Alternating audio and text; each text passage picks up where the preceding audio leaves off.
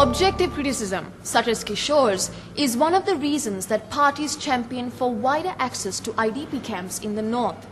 It is only understandable that conditions would be far from ideal, given the number of civilians inhabiting the camps.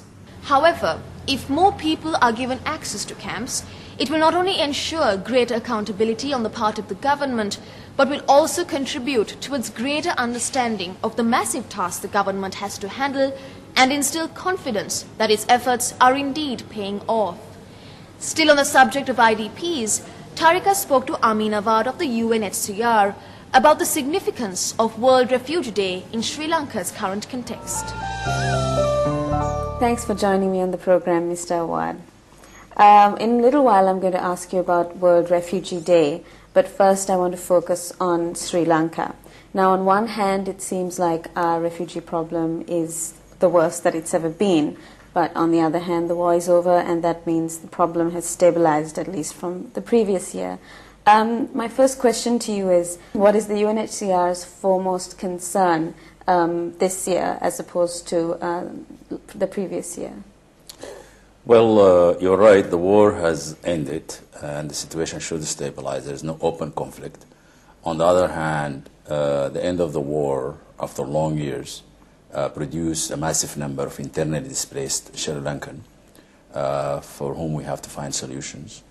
And before we find these solutions, while they are in camps, they have to exercise their rights, their freedom of movement, their protection, and their basic human rights. These are challenges that we're facing now. The other challenge we're facing for the other 360,000 people, aside from this new caseload of 300,000 because of the war in the north, the old caseload is there for a long period of time, and they're also equally awaiting durable solutions. So we have to work on both sides of the equation here to make sure that everybody get their share of fair economic opportunities, return, and above all, protection as they enter their homes. Protection and return in safety and dignity. Now, resettlement is the main focus at the moment, to resettle the new IDPs in the north. What kind of time frame is the goal here? Because the conditions in the camps are far from ideal, understandably, given the vast numbers and everything. So what kind of time frame are we looking at in terms of resettling every last person? Well, if we look at the East, we shouldn't go far in the context of Sri Lanka. In the first 6 months, when the return started, we returned about 70 to 80% of the people. Given the conditions in areas of return, a lot of work has to be done for that percentage of people to go back. The government plan is 180 days. It's a good plan, and it may help in facilitating the return of these people, but there are a lot of conditions have to be put in place, and a lot of obstacles for return have to be removed. Chief among them is the issue of mines and unexploded objects, the restoration of services, the basic infrastructure, the construction and repair of individual homes. These are priorities that have to be looked at before people return. Okay, but the government has said they plan to resettle 80% by the end of the year. Do you think this is a realistic goal? It can be realistic if it starts right away. And we keep calling on the government to make that plan clear, have the input of others, so that we can together move very fast to realize that objective. All right. Now, coming back to the conditions in the camps, which has been an issue of contention, I think, amongst many parties. It's understandable given the huge numbers and the security concerns, but even with these factors, do you think it's possible to improve the conditions of the camps at the moment? Of course, it is possible. The conflict ended, the flow stopped, and usually it takes anywhere between 6 weeks to 10 weeks to improve conditions in camps in situations like this when the flow stops. So the flow stopped around the 19th or 20th of May. We had a lot of work done during the last 4 weeks to improve the conditions The most important thing is to decongest, to get more land so that you can move people out from the crowded areas. And once you do that, everything else will follow as far as improvement. The water, sanitation, health, overcrowding, it will disappear. So it will take time to improve things, but things have improved tremendously during the last 4 weeks. So much of this work is in the hands of the government and also agencies such as yours, UNHCR. But what about what other people can do?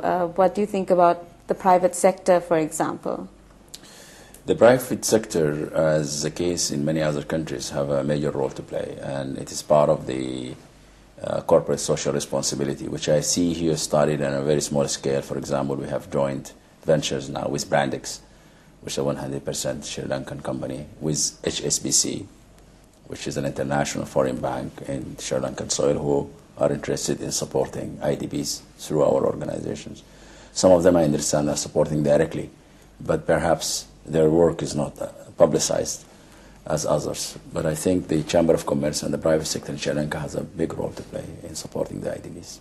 Do you think they are playing that role, or is there more that they can do quite apart from corporate social responsibility? Do you think there is a bigger role that they can play at the moment? There is a bigger role they can play. To start with, they can maximize their opportunities, business opportunities, if you look at it from a business perspective, in making sure that, for example, most of the relief items and the support to IDPs is bought from Sri Lankan products at the open market, perhaps concessions. This is not charity. This is pure business. They can do business that way. But I heard of a lot of plans. I think the problem is for these plans to materialize. I hear a lot of talks from business people, from the business community online, how they can get involved. But sometimes the plan does not go further to be operationalized.